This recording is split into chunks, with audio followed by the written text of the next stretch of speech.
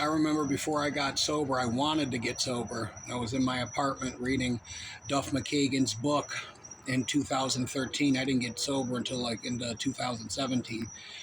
It's So Easy and Other Lies. It's called. Duff McKagan's the bass player in Guns N' Roses, and that other shitty band called Velvet Revolver. That's a complete crappiest band in the world. Anyways, Guns N' Roses. I've been listening to a lot of Guns N' Roses this weekend for some reason. You know, Guns N' Roses is probably one of the best American rock and roll bands that ever existed, next to, like, I don't know, the Black Crowes maybe. I would call this Use Your Delusion because there's a double CD called Use Your Illusion by Guns N' Roses. So sometimes I just try to come up with a title that's like a play off of maybe only I'll get the joke, or maybe somebody else will, but you know, it could be an album title or something that I, you know, whatever. But I remember, you know, like I didn't get any Christmas gifts this year, which is fine with me because I have Christmas gifts all year round. My freedom from drugs and not having to be a dope, sick, pathetic junkie and scrounging all my money and never having any money and being hooked on pain pills, or the Christmas I hit rock bottom and I was in jail for Christmas. That was an awesome Christmas. It taught me gratitude. You know, being in jail was the best thing that ever happened to me. And I worked in a prison, but being in jail is just, when I wake up in the morning, just being away from my cats. You know, my cats have become such a source of like comfort to me. And they're like my little service or whatever you call animals. You know, before that was even a term, my cats were my world. I just didn't know it until I went to jail, and one of them got out, and that's how I got sober. I know some of you know the story, some of you don't.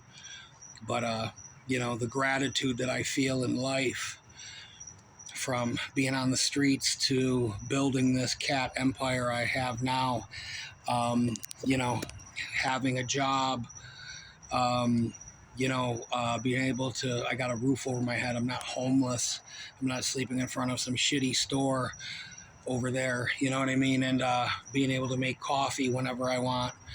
You know, we're in jail. There's no coffee creamer, you know, which sucks. So I can take an aspirin whenever I want. I don't have to fill out a slip and wait 48 hours, and then I don't even know why I wanted the aspirin when the nurse finally comes. So I have a great,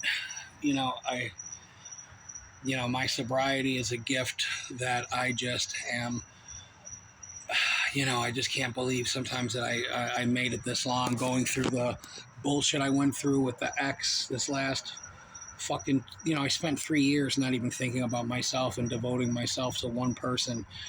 And I was just thinking, like, gratitude,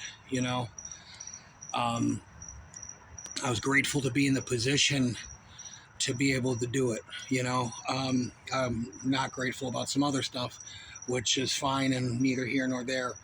But, I look at other people's lives and I just wish that they could experience the grace of the Lord, and just know that, it's a real thing. Pain pills were my entire life, okay? They were everything. They were my first love. They were my everything. Everything revolved around how many pain pills I had, how many I had left on my script, where could I doctor shop, blah, blah, blah, blah. So I am just extremely grateful, and I have an extreme amount of gratitude for being able to stay sober off of junk and opiates and fentanyl and snorting fucking roxycodones and Dilaudid and oxymorphone, morphine, cocaine, Xanax, Klonopin, Valium, all that shit, to go through what I went through this last year, and be sober. I'm, I give all the credit to God for giving me the tools and the resources and the spiritual wherewithal to weather that storm. So, it can be done. We do recover.